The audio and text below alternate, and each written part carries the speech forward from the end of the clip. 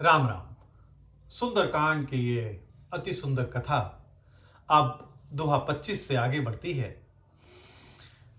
अभी तक आपने सुना कि हनुमान जी की पूंछ में रावण ने आग लगवा दी है और हनुमान जी अपने सारे बंधन से अपने आप को मुक्त करके और आकाश की तरफ बढ़ चलते हैं। उसके आगे देह पिसाल परम हरुआई, मंदिर ते मंदिर चढ़ाई, जरई नगर भालोग बिहाला, झपट लपट बहु कोटि कराला। देह बहुत विशाल परंतु बहुत ही फुर्तीली है, हल्की है और वे दौड़ दौड़ कर एक महल से दूसरे महल पर चढ़ जाते हैं। हनुमान जी लंका दहन कर रहे हैं। अभिमान की वो लंका, स्वर्ण नगरी लंका, यश और वैभव की लंका, त्रिलोक विजयी रावण की लंका, लेकिन उसके अभिमान में धू धू कर जल रही है उसकी ये वैभवपूर्ण नगरी। तो आपके पास कितना भी धन संपत्ति वैभव हो, शक्ति हो, सामर्थ्य हो, परंतु यदि आप में अभिमान है तो आप उसको सुरक्षित नहीं रख पाएंगे। वो सब का दहन अवश्य होगा इसी अभिमान की अग्नि में। पूरा नगर जल रहा है, लोग बेहाल हो गए हैं और आग की करोड़ों भयंकर लपटें उठ रही हैं। जिस रावण की लंका में कोई परिंदा भी पर नहीं मार सकता था, उस रावण की लंका को बजरंग बली ने स्वाहा कर दिया है। तातु मातुहा सुनिए पुकारा, यही अवसर को हम ही उबारा। सब हाय हाय मैया, हाय बप्पा सब कर रहे हैं कि इस अवसर पर हमको कौन बचाएगा। चारों ओर यही पुकार सुनाई दे रही है। लंका में कोलाहल मचा हुआ है, लोग भाग रहे हैं। हम जो कहा यह कपि नहीं होई, बानर रूप धरे सुर कोई।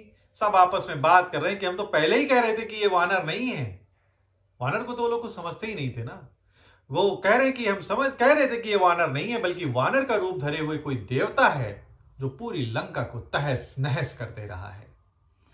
सातु अवज्ञा कर फल ऐसा, जरई नगर अनाथ कर जैसा।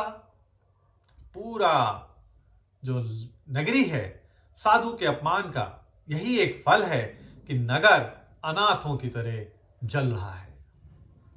यदि आप सज्जन व्यक्तियों का अपमान करेंगे तो उनके हृदय में जो पीड़ा है, उससे जो अग्नि प्रज्वलित हो रही है, वो किसी को भी जला करके नष्ट कर देने की सामर्थ्य रखती है। और यही हो रहा है इस लंका में। इस रावण की लंका आज अनाथों की तरह जल रही है, धू धू कर जल रही है और सब केवल तमाशा देख रहे हैं। जरा नगर निमिष एक माही, एक विभीषण कर ग्रह नाही। क्षण भर में ही हनुमान जी ने पूरी लंका को जलाकर नष्ट कर डाला। केवल एक विभीषण का घर ही छोड़ा, क्योंकि केवल पुण्य वहीं पर था। जहां पुण्य है वहीं फल है, जहां पाप है वहां सर्वनाश है। और यही लंका में आज हर तरफ दृष्टिगोचर हो रहा है। ताकर दूत अनल जही सिर जा, जरा न सोते ही कारण गिर जा।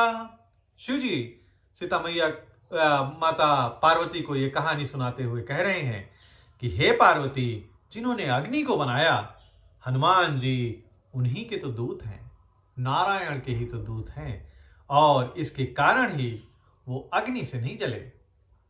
हनुमान जी की पूंछ को अग्नि जला नहीं सकी। उलटी पलट लंका सब जारी, उलटी पलटी लंका सब जारी, कूदी परा पुन सिंधु मझारी। हनुमान जी ने उलट पलट गए, यानी एक छोर से लेकर के दूसरे छोर तक, एक महल से लेकर के दूसरे महल तक सारी की सारी लंका जला दी और फिर वो समुद्र में कूद गए। पूछ बुझाई खोई श्रम, धरि लघु रूप बहोर, जनक सुता के आगे ठाड़ भयो कर जोर। हनुमान जी अपनी पूंछ बुझाकर थकावट दूर करके फिर से वही छोटा सा रूप बना करके सीता मैया के सामने हाथ जोड़ करके खड़े हैं। वो हनुमान जी जो अभी जिन्होंने बड़ा ही विकराल रूप धारण किया था, अग्नि, जिनकी पूंछ में आग लगी हुई थी और वो पूरी लंका का दहन कर रहे थे, वो हनुमान जी जो अभी परम पराक्रमी रूप में थे, विशाल काय शरीर धारण किया था, अट्टहास कर रहे थे कि शत्रुओं के मन में भय उत्पन्न हो रहा था, वो हनुमान जी जब वापस सीता मैया के पास पहुंचते हैं तो अपने पुनः उसी लघु रूप में आ जाते हैं। ये हमें इस बात की भी शिक्षा देता है कि आप कितने भी पराक्रमी क्यों ना हो, कितने भी शक्तिशाली क्यों ना हो, परंतु जब आप अपनों के पास पहुंचते हैं, अपनों से बड़ों के सामने पहुंचते हैं, तो आपका वो सारा मान, आपका वो सारी कीर्ति, आपका वो सारा जो आपका उपलब्धियां हैं, वो सब अपने बड़े जनों के सामने आप शीश नवाकर ही जाएं, उनके सामने पूरी शालीनता से ही जाएं। लघु रूप का केवल तात्पर्य यही है, एक संकेत है कि बड़ों के सामने बड़ा बनने का प्रयत्न ना करें।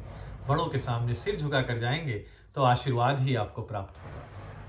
यहां पर सुंदरकांड का दोहा 26 समाप्त होता है और आगे की कथा अब आपको फिर सुनाऊंगा।